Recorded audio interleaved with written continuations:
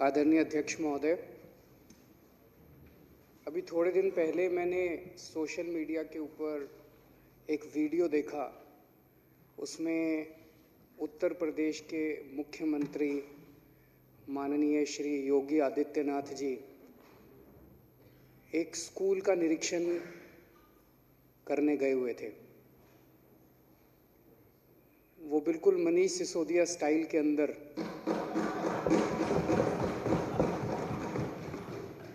एक स्कूल में जाते हैं, एक क्लास में जाते हैं, उस क्लास में फिर बच्चों से बात करने की कोशिश करते हैं, पर वो नीयत तो दिखी जाती है क्योंकि वो क्लास आर्टिफिशियल लग रही थी।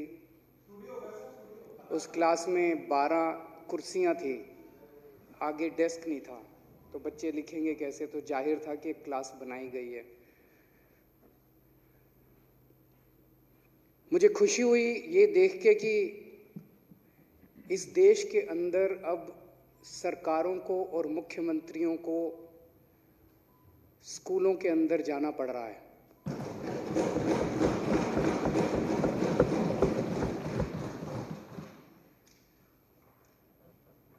इसकी एक भूमिका है कि वो क्यों गए थे। उसके कुछ दिन पहले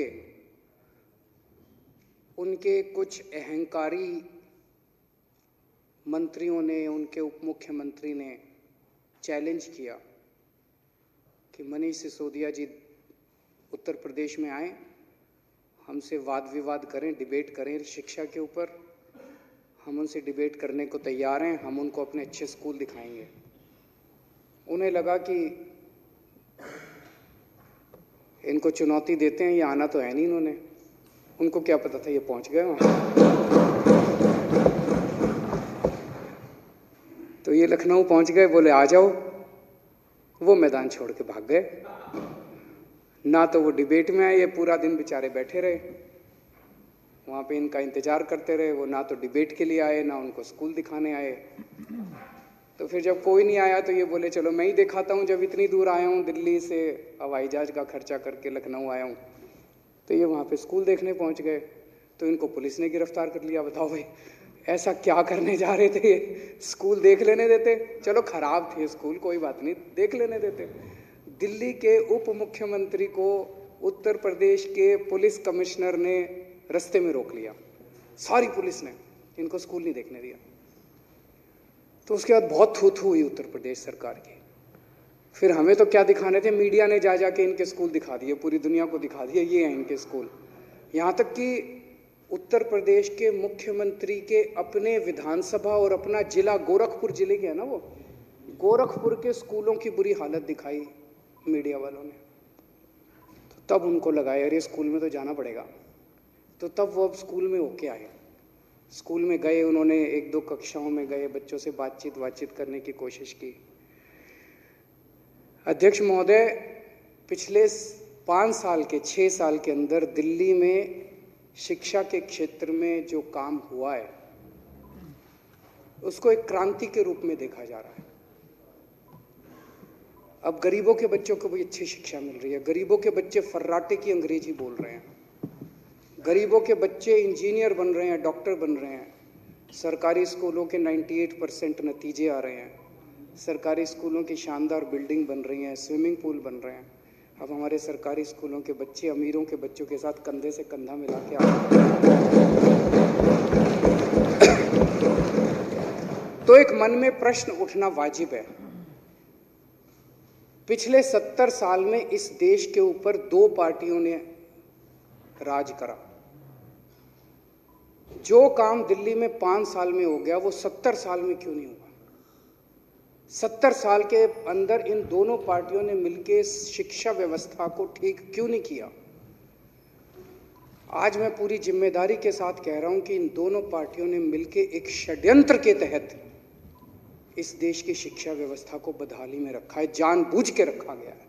इन्होंने जानबूझ के इस देश के लोगों को गरीब रखा और इस देश के बच्चों को अनपढ़ रखा, क्योंकि ये चाहते थे कि अगर ये बच्चे अनपढ़ रहेंगे तो ये बच्चे बेरोजगार रहेंगे, अगर ये बच्चे अनपढ़ रहेंगे तो ये बच्चे पिछड़े रहेंगे, अगर ये बच्चे अनपढ़ रहेंगे तो ये गरीब रहेंगे, ताकि अमीरों को अपनी फैक्ट्रियों के लिए और अपने घरों के लिए सस्ते में लेबर मिल सके, ताकि इन पॉलिटिकल पार्टियों को जब जब इनको पॉलिटिकल रैलियां करनी हो तो इनको भाड़े के अंदर लोग मिल सकें, ताकि इन पॉलिटिकल पार्टियों को सस्ते में अपने पॉलिटिकल कार्यकर्ता मिल सकें, जानबूझ के, ताकि इन पॉलिटिकल पार्टियों को अपना वोट बैंक मिल सके, इनसे प्रश्न पूछने वाला कोई ना हो, इनको अनपढ़ रखो, पूरे इस देश की जनता को अनपढ़ रखो, इनको गरीब रखो। जानबूझ के इस देश के लोगों को गरीब रखा गया, एक षड्यंत्र के तहत रखा गया, और ये पिछले 6 साल ने साबित कर दिया। पिछले 6 साल के अंदर दिल्ली की जनता ने जो शिक्षा व्यवस्था देखी है, पिछले 6 साल के अंदर दिल्ली के अंदर जो शिक्षा के क्षेत्र के अंदर क्रांति आई है, उसने इन दोनों पार्टियों की जड़ें हिला दी। अगर ये 6 साल के अंदर शिक्षा के क्षेत्र में जो विकास हुआ है, उसी की वजह से पिछले विधानसभा चुनाव के अंदर कांग्रेस की 0 सीट आई, और अब जो उपचुनाव हुए उसमें बीजेपी की 0 सीट आई। अगर इस देश के लोगों को पढ़ा दिया तो पूरे देश के अंदर इन दोनों पार्टियों का यही हाल होगा। अगर लोग पढ़ गए, लोग अगर पढ़े लिखे हो गए, तो पूरे देश के अंदर ये बात फैलेगी। अध्यक्ष महोदय, पिछले 1 साल के अंदर जाहिर तौर पे पूरी दुनिया ने इस महामारी का सामना किया, कोरोना की महामारी का सामना किया, दिल्ली ने भी किया। बहुत कठिन समय था। इस कठिन समय के दौरान दिल्ली सरकार ने, दिल्ली के लोगों ने, सारी संस्थाओं ने, सारी सरकारों ने, प्रधानमंत्री जी ने, गृह मंत्री जी ने, केंद्र सरकार ने, उन सब ने सहयोग किया।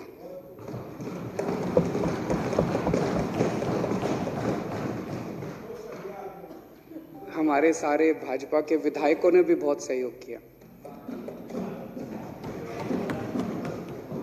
सब लोगों के सहयोग से इतनी बड़ी महामारी कोई एक सरकार या एक आदमी से ठीक नहीं होती। अगर हम आपस में ये विवाद करें कि नहीं नहीं वो दवाई तो उसने भिजवाई थी, नहीं नहीं वो बेड तो इसने लगवाया था, सबने काम करा था। इतनी बड़ी महामारी थी, इतना बड़ा काम था, एक आदमी के करे नहीं होता था। और सबसे ज़्यादा काम करा डॉक्टरों ने। हम नेता जितनी मर्जी अपनी तारीफ कर लें, ना प्रधानमंत्री जी गए अस्पताल में, ना केजरीवाल गया अस्पताल में। अस्पताल में इलाज तो डॉक्टरों ने ही करा।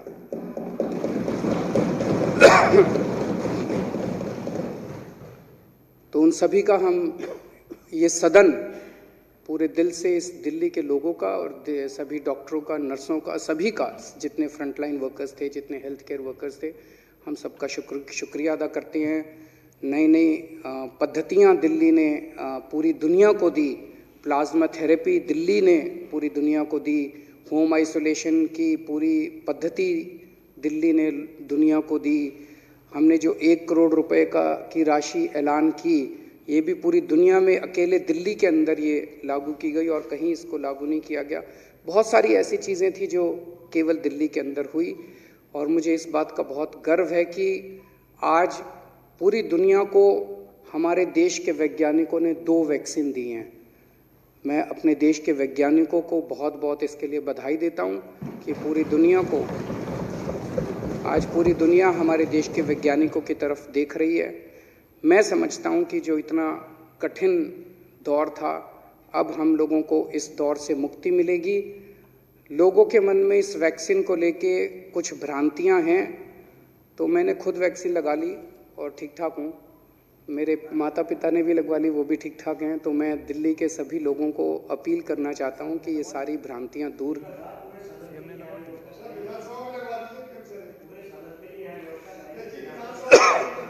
विधानसभा में लगवा दें। मुझे लगता है कि शोभा तब बढ़ेगी जब हम लोग भी आम लोगों की तरह अस्पताल में जाके,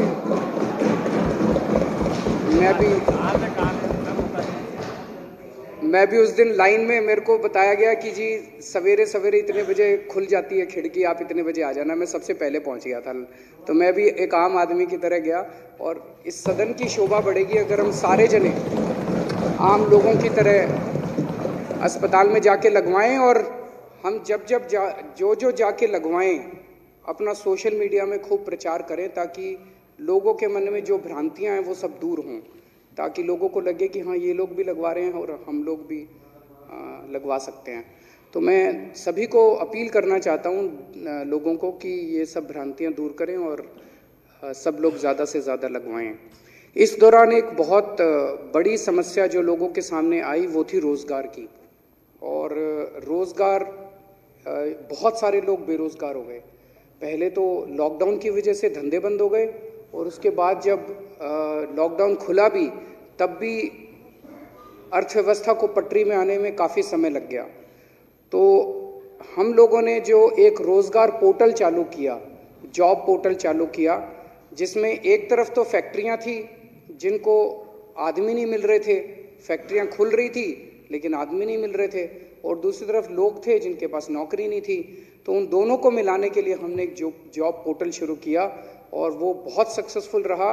और मैं समझता हूँ कि दिल्ली के अंदर पिछले 1 साल में उस जॉब पोर्टल अकेले की वजह से लाखों बच्चों को नौकरियां मिली है इस कोरोना काल के दौरान।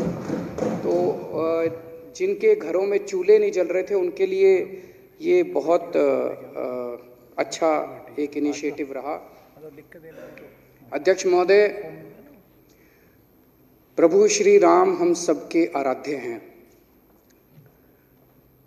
मैं व्यक्तिगत तौर पे हनुमान जी का भक्त हूँ।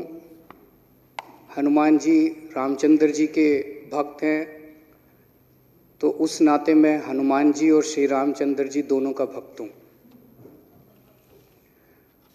प्रभु श्री राम अयोध्या के राजा थे। उनके शासनकाल में कहते हैं कि सब कुछ बहुत अच्छा था, सब लोग सुखी थे, किसी को किसी प्रकार का दुख नहीं था, हर तरह की सुविधा थी। उसे राम राज्य कहा गया। राम राज्य एक अवधारणा है। रामचंद्र जी भगवान थे, हम उनके सामने एक तुच्छ प्राणी हैं, हम इंसान हैं, हम तो कंपेयर भी नहीं कर सकते। लेकिन उनसे प्रेरणा लेके हम अगर उनके राम राज्य की अवधारणा के रास्ते पे चल के अगर एक जेन्युइन कोशिश, सार्थक कोशिश भी कर सकें तो मैं समझता हूं हमारा जीवन धन्य हो जाएगा। और इस सदन के अंदर बैठे सभी, इस सदन का भी एक तरह से सार्थक वो हो जाएगा। तो उन्हीं से प्रेरणा लेके, प्रभु श्री राम से प्रेरणा लेके और उनकी राम राज्य की अवधारणा को दिल्ली के अंदर पूरी साफ सुथरी नीयत से लागू करने के लिए पिछले 6 साल से हम प्रयासरत हैं। और हमने एक तरह से 10 अपने मुख्य बिंदु बनाए हैं, 10 प्रिंसिपल्स बनाए हैं राम राज्य की अवधारणा से प्रेरणा लेके। उसमें सबसे पहला बिंदु है कि दिल्ली के अंदर कोई भूखा नहीं सोना चाहिए।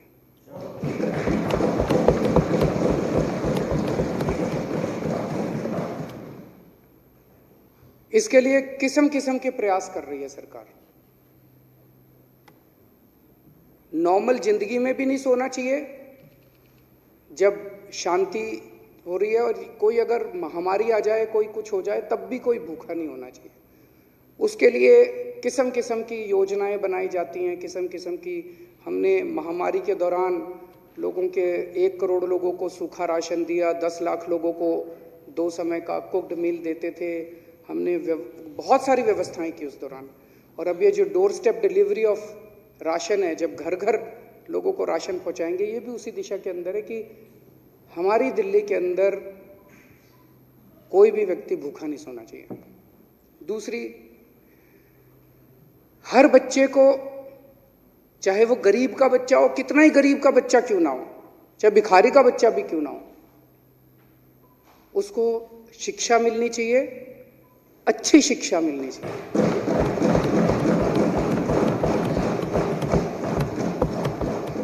ये अभी तक हमारे देश के अंदर जो व्यवस्था थी कि गरीबों के बच्चे सरकारी स्कूल में जाएंगे, अमीरों के बच्चे प्राइवेट स्कूल में जाएंगे, व्यवस्था खत्म की हमने दिल्ली के अंदर। अब ऐसी व्यवस्था दिल्ली के अंदर नहीं है। अब चाहे गरीब का बच्चा हो चाहे अमीर का बच्चा हो, हर बच्चे को अच्छी शिक्षा दे रहे हैं, अच्छी से अच्छी शिक्षा दे रहे हैं। और अब हर बच्चे को एक जैसे पढ़ने के अवसर मिल रहे हैं और पढ़ने के बाद उनको एक जैसे नौकरी के अवसर मिल रहे हैं। रामराज की अवधारणा से प्रेरणा लेके हमारा तीसरा प्रिंसिपल है कि अगर कोई बीमार हो जाए तो चाहे वो अमीर हो चाहे वो गरीब हो, उसको बेस्ट इलाज मिलना चाहिए। ऐसा नहीं कि अमीर तो चला गया 5 स्टार अस्पताल में और गरीब बेचारा धक्के खा रहा है कहीं और। सरकारी अस्पतालों का जो बुरा हाल था उसको ठीक किया, मोहल्ला क्लिनिक बनाए, अब महिला मोहल्ला क्लिनिक बनाने जा रहे हैं। दिल्ली के अंदर रहने वाले हर नागरिक को, चाहे वो अमीर हो चाहे वो गरीब हो, उनको अच्छी से अच्छी, बेहतर से बेहतर स्वास्थ्य सेवाएं मिलनी चाहिए। प्रभु श्री राम के से प्रेरणा लेके हमारा चौथा प्रिंसिपल है कि चाहे कोई कितना भी गरीब क्यों ना हो, कई राज्य ऐसे हैं जिनमें मैं जानता हूं 10 रुपए यूनिट बिजली मिलती है, 7 रुपए यूनिट बिजली मिलती है। एक गरीब आदमी तो बेचारा बल्ब नहीं जला सकता। तो अगर आज बिजली जो है ये लग्जरी नहीं है, आज बिजली जो है वो नेसेसिटी है, वो ज़रूरत है, मूलभूत ज़रूरत है। तो उन राज्यों के अंदर एक गरीब आदमी जिएगा कैसे बिना बिजली के? तो हमने तय किया भाई 200 यूनिट बिजली एक आम आदमी को जीने के लिए ज़रूरी है। हमने 200 यूनिट बिजली तक माफ़ कर दिया। तो आज दिल्ली दुनिया का, देश का नहीं, दुनिया का अकेला राज्य है, दुनिया का अकेला शहर है जहां पे लोगों को 24 घंटे बिजली मिलती है, फ्री में बिजली मिलती है। गरीबों को भी मिलती है, अमीरों को भी मिलती है। उसी तरह से 5वां हमारा सिद्धांत है पानी। आजकल इन्होंने पानी इतना महंगा कर दिया, बताओ, कि पहले जमाने में कहते थे पानी पिलाने का पुण्य होता है, आजकल पानी पिलाने के लिए सरकारें पैसे लेती हैं कि पैसे दो, पानी नहीं तो पानी नहीं देंगे। अब जिसके पास, गरीब के पास पैसा नहीं है वो पानी नहीं पिएगा? पानी तो पिएगा। तुम नहीं दोगे तो चोरी करके पिएगा, फिर उसको पकड़ के जेल में डालोगे तुम। तो ये तो सही नहीं है। तो हमने प्रिंसिपल बनाया, हमारा 5वां प्रिंसिपल है कि पानी मिलना चाहिए, चाहे गरीब हो चाहे अमीर हो, 20,000 लीटर तक पानी। 5वां है रोजगार। रामराज की अवधारणा के अंदर 5वां हमने सिद्धांत बनाया है कि रोजगार, हर हाथ को काम मिलना चाहिए। इसके ऊपर भी सरकार तरह तरह से काम कर रही है, अलग अलग तरीके से काम कर रही है। स्टार्टअप पॉलिसी बनाई गई है, जॉब पोर्टल्स बनाए गए हैं, रोजगार मेले लगाए गए हैं, किस्म किस्म से रोजगार देने का प्रयास कर रही है। मैं ये नहीं कह रहा हमने सब कुछ अचीव कर लिया, लेकिन जैसा मैंने कहा कि ये एक अवधारणा है रामराज की जिसके ऊपर हम चलने की कोशिश कर रहे हैं, अच्छी साफ सुथरी नीयत से कोशिश कर रहे हैं, यही इंपॉर्टेंट है। 7वां है मकान। हर आदमी के सर पे छत होनी चाहिए। इसके लिए हमारी सरकार पूरी कोशिश कर रही है, खासकर गरीब लोगों के, जो झुग्गी झोंपड़ी में रह रहे हैं, जो आज बड़ी कठिन परिस्थितियों के अंदर रह रहे हैं, जो हम नहीं कह सकते कि इज्जत, वो पूरा जो एनवायरनमेंट है, जो माहौल है, वो अच्छा माहौल नहीं है। तो हम चाहते हैं कि उनको इज्जत का माहौल मिले। उनके लिए पक्के मकान बना के दिए जा रहे हैं, कई जगह मकान बन गए हैं और कई जगह मकान बना के दिए जा रहे हैं। 8वां सिद्धांत है महिलाओं की सुरक्षा। जिस राज्य के अंदर, जिस क्षेत्र के अंदर महिलाएं सुरक्षित नहीं है, महिलाओं की इज्जत नहीं है, वो समाज कभी भी प्रगति नहीं कर सकता। मैं समझता हूं कि पुलिस हमारे अंडर में नहीं है, लेकिन इसका रोना रोने से कोई फायदा नहीं है। जिनके अंडर में है वो अपना काम करें। जो हमारे हाथ में जो कुछ है हम कोशिश कर रहे हैं। हमारे हाथ में था सीसीटीवी कैमरे लगाना, हमारे हाथ में है डार्क स्पॉट्स को लाइट्स लगाना, हमारे हाथ में था बसों के अंदर सीसीटीवी लगाना, बसों के अंदर मार्शल लगाना, बसों में यात्रा फ्री करना। महिलाओं को सम्मान और महिलाओं को सुरक्षा देने के लिए हमारी सरकार पूरी कोशिश कर रही है। हमारा 9वां सिद्धांत है बुजुर्गों को सम्मान। जो समाज अपने बुजुर्गों को सम्मान नहीं देता उसका समाज का अंत निश्चित है, वो समाज आगे बढ़ ही नहीं सकता। तो हमने अपने बुजुर्गों को सम्मान देने के लिए तरह तरह के कदम उठाए, लेकिन सबसे अहम कदम उठाया कि हम अपने बुजुर्गों को तीर्थ यात्रा करा के ला रहे हैं, जगह जगह तीर्थ यात्रा करा के, और उनसे जब वो लौटते हैं, मैं खुद मिला उनसे, जो ये उनका आखिरी फेज है जिंदगी का। और ये आखिरी फेज हमारे धर्म ग्रंथों में भी लिखा है कि आदमी अपना भगवान में लीन होके अपना आखिरी जिंदगी का फेज बिताना चाहता है। तो वो जब लौट के आते हैं उन तीर्थ स्थानों में तो इतने खुश होते हैं, इतने खुश होते हैं।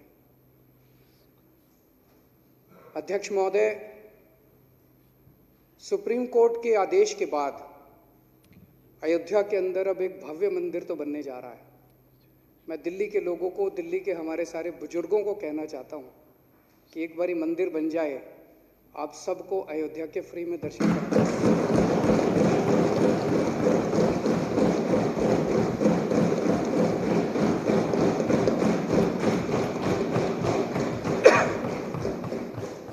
और हमारा 10वां सिद्धांत है कि आम आदमी पार्टी की दिल्ली सरकार में सब बराबर हैं। सभी जाति के धर्म, सभी जाति के लोग, सभी धर्मों के लोग, चाहे किसी भी धर्म के हों, चाहे हिंदू हों, चाहे मुसलमान हों, चाहे सिख हों, चाहे ईसाई हों, किसी भी जात के हों, चाहे ब्राह्मण हों, चाहे ठाकुर हों, चाहे वाल्मीकि समाज के हों, चाहे जाटव समाज के हों, चाहे इस समाज के हों, सभी जाति, सभी धर्म। जैसा मैंने कहा कि रामराज की परिकल्पना में श्री रामचंद्र जी ने भिल्ली के झूठे बेर खाए थे। उनके जीवन से अगर हमें प्रेरणा लेनी है तो उनके राज के अंदर किसी तरह का भेदभाव नहीं होता था कि ये ऐसा है, ये अमीर है, ये गरीब है। सबको बराबर तरीके से भाईचारे के साथ सब लोग रहें, शांतिपूर्वक सब लोग रहें, शांतिपूर्वक अपना निर्वाह करें, ऐसी हमारी पूरी कोशिश रहती है।